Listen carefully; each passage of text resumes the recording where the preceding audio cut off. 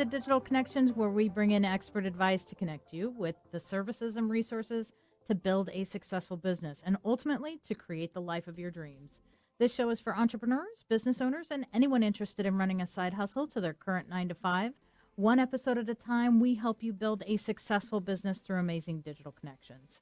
I'm your host, Nancee Johnson, a business owner and successful digital marketer. On my way here, I have found amazing resources that have helped my business grow, and they can help your business thrive too.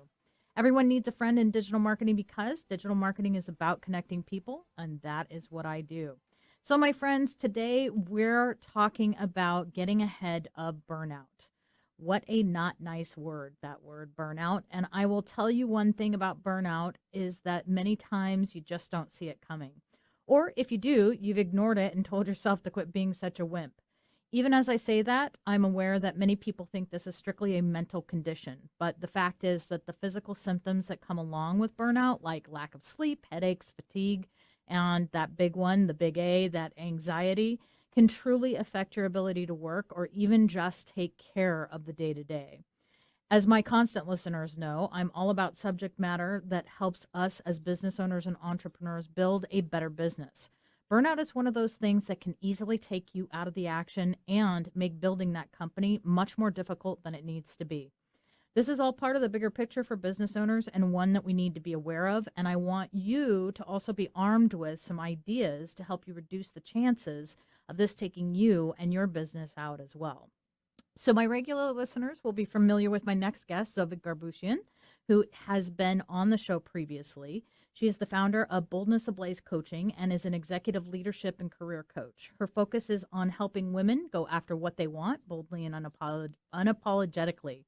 She works with high-performing women and partners with organizations to support the advancement of the women in leadership within their organizations. She started her career with 15 years as a marketer, after which she pivoted her career to development, organizational effectiveness, and in 2019, she launched her own coaching practice, Boldness Ablaze. Her certifications and training are multidisciplined and range from communications to team dynamics, change management to personal development, psychology to yoga. Her clients say that she has x-ray vision and she can see through the muck to get right to the heart of the issue. And the key to her success is that you can never have enough self-compassion. Zovig is very familiar with burnout. I know that she sees this very frequently in her practice. And in fact, I think it's probably one of those triggers that bring a lot of her clients to her. So welcome back to the show, Zovig. I'm happy to be here, Nancee. Thank you. Yeah. All right. So can you describe what burnout is and the nuances of it and how it might look different for different people? Sure. So ultimately, burnout is exactly what it sounds like. It's emotional and or physical exhaustion. And it can have many symptoms depending on the person. You mentioned several of them, the physical symptoms that can include headache, fatigue, sleeplessness, stomach issues, if you're prone to that sort of thing. I know I am. When stress hits, that's where it hits me. And what it looks like emotionally is a general disconnection from what you're doing, a lot of demotivation. It can look like frustration, but it almost looks like just feel like you don't care and you can't find the motivation to care. Ooh. And it can be, it can look, obviously it looks different for everyone and it comes at different intensities for everyone. And for some people it's a quick hit, for some people it's a slower burn. But ultimately it's a combination of things that doesn't have a definitive look and feel. And so that's why we have to be vigilant about taking care of ourselves and being aware of what's going on so that we can notice when something looks off. Gosh, I've been feeling not very motivated by my work lately. I wonder what's happening. I am flippin' exhausted. I am emotionally exhausted. I can't seem to be creative. I can't problem solve. I'm not interested in this. Yeah. And that stuff can show up quickly. And sometimes before we realize what's going on. So that's why it's important for us to really be paying attention all along the way when we start to notice anything that looks and feels a little different and just get curious about it. So it seems like it's happening a lot more these days. Yeah. I run into people all the time. You know, a lot of times I know we'll talk a little bit about this later on, but a lot of times it's almost like they think they're depressed, Mm. because they've got these kind of weird, Sure. weird symptoms. But why is it happening so much these days, and why does it seem to be everywhere? Well, I think the most obvious answer is that we've been in 2+ years of a global pandemic. Mm. Our world changed overnight. I mean, I think we're now at starting in year 3 this month, or at least close to this month, where things started to shut down. Mm-hmm. It changed overnight for everybody. And some of us who are introverts like myself adapted, and others did not for whatever reason. Mm-hmm. And I'm glad you mentioned that some people think that they might be depressed. Some of the symptoms overlap with what depression looks like. Mm-hmm. And so that's why it's even more important for us to be aware of what's going on with us, because that could be also what's going on. And so in order to find out, you need to ask questions and get curious and maybe talk to somebody to see what's really happening with you. But I think right now, we're just in a whole different way of living. We Mm-hmm. still are. And now we're getting into, okay, so now this is just part of our daily life. So we went from everything is different and we're kind of waiting for it to go back to, well, it's probably not going to go back. Mm-hmm. And what does life now look like post-pandemic? So Yeah. the hyper stress of what that's caused, from the homeschooling to the remote working and having no space in the home to work, and then do we go back and don't we go back, and the masks and everything that came along with it, has compressed us Mm-hmm. in a way that I think it's made anybody who is susceptible to this that much more susceptible. Mm-hmm. Mm-hmm. What's the I mean, I know we talked a little bit about it, but tell me a little bit more about the physical and mental signs Yeah. of it. Yeah. So physical is, like you said, there's headache, there's fatigue, physical fatigue. If you're prone to inflammation, you may experience that. Sleeplessness. How about sleeping too much? Is that Sleeping too much could potentially be another, your body's just tired and you're just never getting replenished. Yeah. And then emotionally, cynicism Mm. is one thing that shows up. Demotivation. Mm-hmm. Maybe it's just some confusion and in a like fogginess and not able to get clarity. Frustration, because you're used to seeing yourself perform in a certain way, and yet you can't seem to get the wheels turning the way they used to.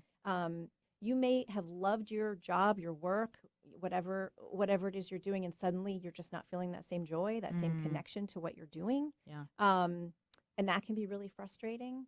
Does that give you a good picture It of kind of does. what that It looks like? does. Yeah. I guess it brings up the next question, which is why is it so hard to stop it or recognize it? I mean, obviously, if it's got some of those similar symptoms to depression, depression sort of comes along with the same sort of territory, Yeah. right? Where people, they will go for years denying Sure. basically that they're in this state.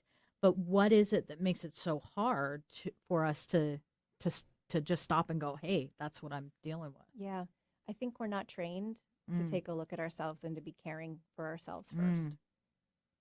I think that we have a lot of responsibilities in our lives. We're high performers. We own our own businesses. We're out there in the world. We're caring for family. We have responsibilities and obligations and things that we love to do that we don't want to put the brakes on for, or feel we can't put the brakes on for.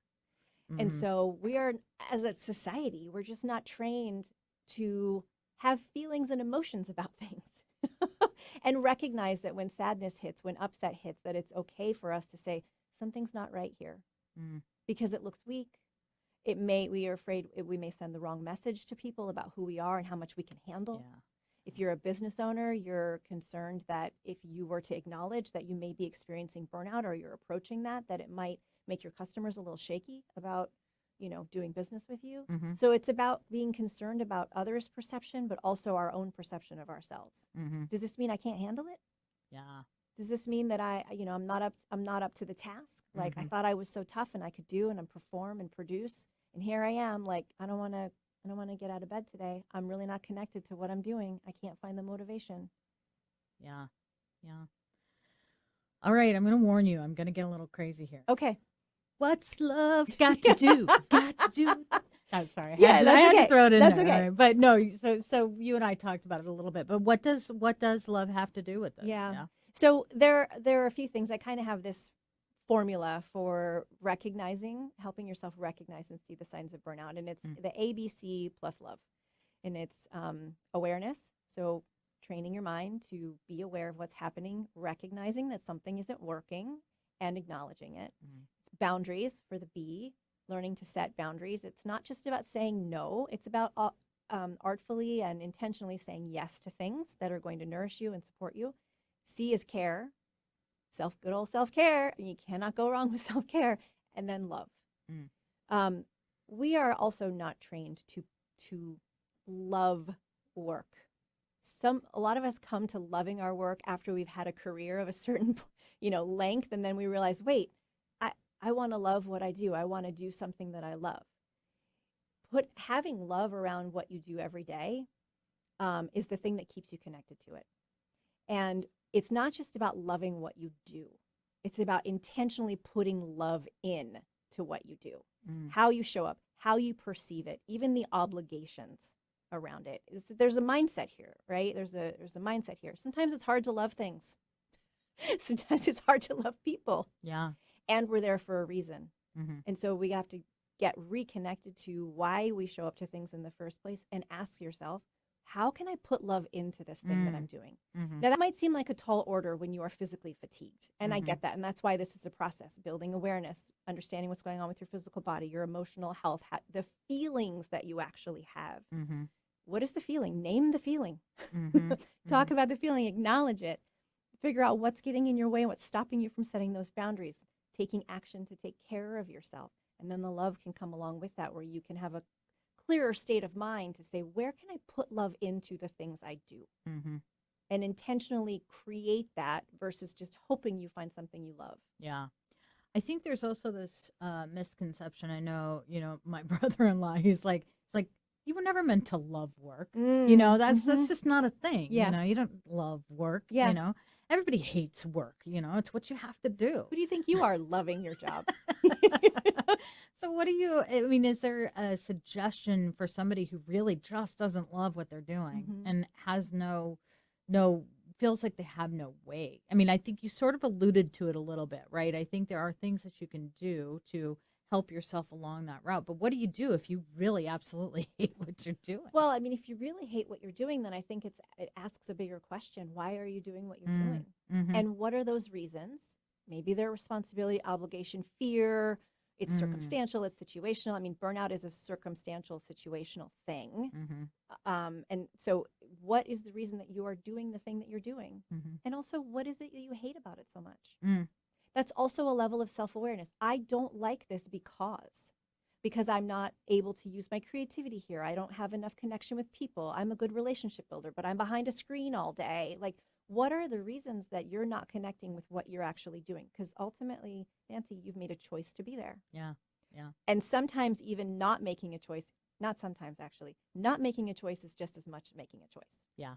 And we're very good at rationalizing and creating very logical reasons about why we're here and why we're doing things. Well, I have to. If I don't do it, no one else is going to. Or I have children and I have to pay the mortgage. And all of these things are real. Yeah. It's not that they're not real. But we use the stories to rationalize doing things sometimes that aren't good for us. And it's interrupting that behavior and getting very curious with a magnifying glass and looking at yourself and going, why am I doing this? If I hate this so much and I can't find an ounce of love in any of this, what am I doing here? Yeah. And then that will set off a whole new chain reaction of like, okay, well, what can I do about this? What do I actually love? And so I think it's not forcing yourself to love something. I can't recommend that at all. But it's about, if you got to identify how you actually feel about something and be honest about it. Yeah. And that takes courage. Yeah. I had gone to see my physician and I was having some anxiety attacks. She goes, I've been seeing you for a while now. Do you even like what you do for a living? It's a great question. I never really asked, Probably a little shocking. So I was like, yeah, of course I do. But I left the office going, I don't think I do, but sometimes it takes that little bit of wake up call, right? Yeah. And if you can ask it of yourself, maybe that fixes it, Maybe. Yeah. It could be all somebody needs to trigger you to move on. And it may just be the first step in you helping yourself. Yes. which is either one is great. Mm-hmm. Yeah. Yeah.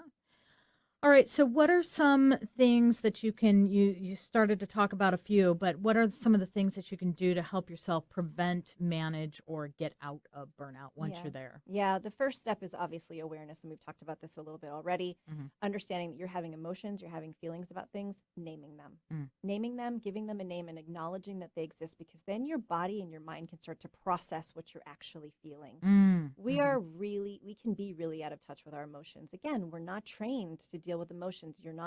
It's about working hard and detaching from your emotions. And we're a whole person. We have feelings all day. We're allowed to process them. Some are great, some feel like crap, and everything in between. And so acknowledging those feelings as they come up is one way to self-regulate Mm. so that they can process and then be done. You can be done with them versus holding on to them or suppressing them. Yeah. So that's the first one. The second one is looking at your boundaries. Mm-hmm. What are you saying yes to that you don't need to? Mm-hmm. And why? Yeah. And what are the thoughts that you're telling yourself? Name the thoughts that you tell yourself when you have something put in front of you that you feel obligated to say yes to. Mm. What are you telling yourself? If I don't do this, then this happens. Yeah. If I don't do this, then this means. And also saying yes with courage, because you think it's something that's going to support you and replenish you and nourish you. Yeah, I think along those lines, I think when you're drawing boundaries, Yeah. sometimes we convince ourselves that people are not going to accept us saying no about something. And, the fact is that it really, a lot of times it depends on how you say it. And most people are going to be very understanding if that is what your answer is, especially if it's no, not at this time. I think you and I have talked about this Yeah. before, where it's all in the delivery, I Yeah. guess, Yeah. Mm-hmm. It can be. I think that definitely helps. And most people are understanding. Yeah. And sometimes when we draw boundaries, it makes people upset. Mm-hmm. And so when we do for ourselves, when we're a yes for ourselves, we have to be a no for other things. Mm-hmm. And if it upsets things, if it rocks the boat, then we have to be on our own side about that and learn to stand in that and have a little bit of resilience and a little bit of a filter around, it's not about me. Mm-hmm. Mm-hmm. And I know that it's not convenient, that this is not about me. They're upset because of whatever it is. Yeah. That's part of a relationship. You're going to have work relationships, or whether it's work relationships or personal, there are going to be times when you make choices that don't work for someone. Yeah. And they're going to be upset for one reason or another. But setting boundaries, if we're not taking care of ourselves first, and we're not I like to use the gauge of, you're either a hell yes or a hell no. There is no hell maybe, right? So if you're not a hell yes, then you're a hell no. Mm. And that's where you need to say a powerful no. No, I've read this many times. It's a complete sentence. It's okay if someone gets upset, because you're honoring yourself. Mm-hmm. And that those boundaries are one of the hardest things to do, yet one of the easiest ways to start to slow the potential of burnout creeping in, because Mm-hmm. you are limiting the number of things that you are getting involved in. Yeah. And oftentimes because we take on too much, or we feel we have to take on too much, Mm-hmm. that you're just saturating yourself and your brain and all the producing and all the things you're taking care of. You're burning yourself out. You're burning the candle at both ends. Yeah. Yeah. Well, and this goes back to hire out your weaknesses, right? Yeah. And do not think that because you're the business owner, you have to do it all. Yeah. We get into that and we're like, but I'm it. Well, are you? There's tools and there's technology. Mm-hmm. Hire out. Yeah. Create a budget for a virtual assistant if Mm-hmm. scheduling is a problem for you. Mm-hmm. There's simple tools out there, Calendly and all kinds of automations and things. Figure out what you can afford and what it's worth to you to hire out sometimes. Yeah. And listen to my show, because I've got some great people on here that they do all those things for people. Yeah. So, yeah. All right. So how do you actually make time for yourself to combat burnout? Because I think that's the other thing, right? We tell ourselves we just don't have the time for this. It's another rationalization we do. Yeah. Yeah. Yeah. There's only one simple answer here. You make Mhm. the time. Mm. Mm. See, the thing is you have to ask yourself, and this is something I do, how worth it is it to me for me to feel a certain way about myself, my day, my Mm. life, my job?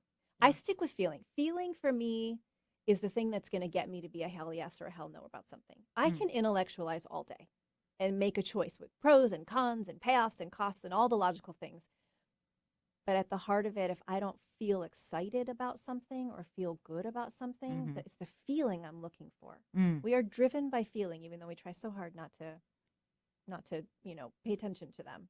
And so, how will you feel if you don't carve out time? Mm. What will that feel like? Versus if I gave myself 15 minutes every morning to sit quietly.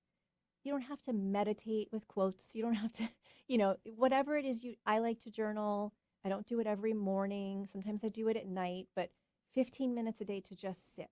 Yeah. To sit outside if you live in a nice part of the country, to, put on some nice music and just pet your dog. Mhm. These are small things and they make a big difference. Yeah. So there's no secret to carving out time. There is just doing it. Yeah. We have a friend, our shared friend, who now bird watches, Yes. and she did that on your recommendation, actually. And it's funny because she was one of those people that never had time for Yeah. anything else, Yeah. but she carved it out and put it in there, and it was life changing for her. Yeah. You know. I didn't actually suggest the bird watching. She came up with that on her own, which I Mhm. love. Mhm. What I suggested was sit down, Mhm. just sit for a little while. So she went and got herself a very comfy Yeah. chair, like like one of those big oversized chairs that you can just sink into and put it in her office, and it stares out the window. And suddenly she realized she's watching the birds, Right. and it's the best part of her day. So great. Yeah. So great. I Yeah. love it. So here's an interesting one. So should people be talking about burnout with others when they realize this is where they're at? You mentioned it earlier, Yeah. right? It's that I don't want my clients to know that I'm Sure. experiencing burnout. That's not what I don't want to hear it from the people that work for me necessarily Right. either, Right. right? Yeah. It can be tough. Well, Mhm. from the perspective of clients and as a Mhm. business owner, of course, there's a presence that you want to maintain. There's a level of trust that you want to maintain. You want to make sure that they feel that they are taken care of at all times. Sure. You do not have to share it with your clients. Mhm. And I highly recommend there is some place that you have to talk about it. Mm. Because Mhm. if we hold it, we know when we hold emotions in, they bottle up and then they get released at very inopportune moments. Mm. Or we have a total meltdown. Mm. Or there is one day where it's just we're done, we've hit a wall. Yeah. Yeah. And that is like the extreme case of not noticing and acknowledging and working to regulate and take care of the emotional side of you. So, yes, talking about it helps your body physiologically process emotion because it's all Mhm. emotion is. It's physiological response. Mm. We Mhm. make it more because we love to add meaning to things. And so then Mm. it becomes a feeling and then we hold on to it for however long. We're brilliant at that. But the emotion itself can come and go pretty quickly. Mhm. And if talking is literally letting energy out and it's being done through your mouth. Oh, interesting. And Yeah. so it's letting that out and Mhm. with someone you trust. It could be one person, it could be your therapist, it could be a coach. Mhm. It could be a dear friend. You could talk out loud into a recorder, you could journal, Mm. but getting it out Mhm. and not hiding it Yeah. is the key to processing. Yes. Your body Mhm. has to process, your mind has to process. Mhm. And Mhm. so to whom it's appropriate, yes, talk about it. Yeah. Yeah. Yeah. All right. So if somebody thinks that they're already in burnout mode and they think they're on their way there, Mhm. where should they go for help? Where should they start? Yeah. So as I mentioned before, some symptoms of burnout can mirror or mimic depression and vice versa. Mhm. So it is a worthwhile question to say, okay, what is this? Is this situational, which is usually circumstantial situational, which is usually the burnout side, Mhm. or is this something that's a little deeper that needs more deeper resolution, which I would say tends toward the side of potentially this could be depression Mhm. to some Mhm. degree. So first you have to kind of ask yourself that question, and if you don't know, you need to talk to somebody.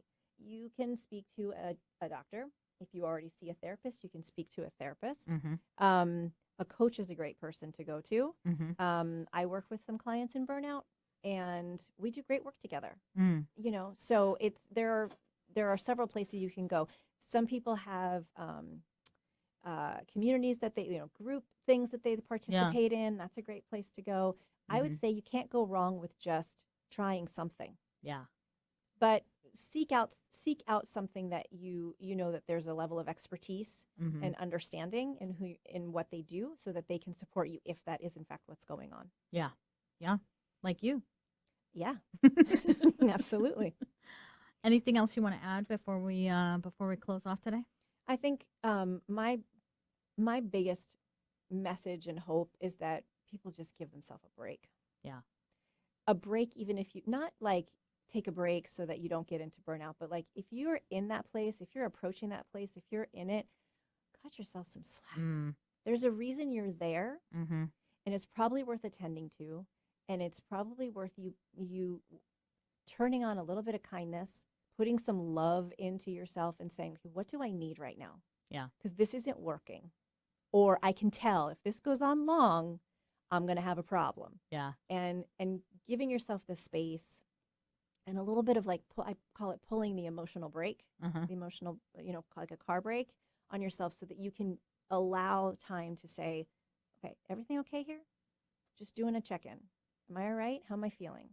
Just give yourself a break. Yeah. We need to just give ourselves a break for all that we've endured, Yeah. and continue to especially business owners, Mm-hmm. Yep. like being like scrappy and figuring out new business models and new customers, new way to serve them. I mean, come on. let's just be nice to ourselves. I know. We're so much nicer to the rest of the world Yeah. sometimes. Yeah. Yeah. Totally agree. Thank you, Zovig. Absolutely. Thank you so much, Nancee. Yeah. And before we take off today, I want to make sure that all of our people have our digital marketing tip of the day. So lately, I've been helping a lot of small businesses get found on the internet locally. The biggest tool that we use, this happens to be local search engine optimization, or SEO. And as I've been helping these companies, I've realized that there is a misconception that somehow you can just fix the problems that are out there, get listed with a few keywords, and that's all it takes. Bob's your uncle, you're up and running, and now you can be on your merry way. And while I agree that doing local SEO can create a very merry way for businesses indeed, once you start doing SEO and you've gotten to where you want to get on search engines, do not stop your efforts. You will slide back. Many times this will be like a 30% drop within the first few months. Things are constantly changing across the internet. The keywords that worked for you one day may not work as well the next month. Not to mention, a huge thing for Google is looking to see if you're improving key pages, publishing new content. Why? Because Google isn't looking to send people to outdated content or places where they're not upkeeping their web presence. So you will lose ground. But the good news is if you continue on your SEO adventures, you will also see this pay off with new clients. So please make sure to follow us, subscribe, and like us wherever you get your podcast. You can find this episode and previous shows, along with contact information for all our guests and for me, on our website at digitalconnections.us. And that includes my guest today, Zovig Garboushian. You can find her at boldnessablazecoaching.com. And have a great week, and tune in next time for another amazing digital connection for your business.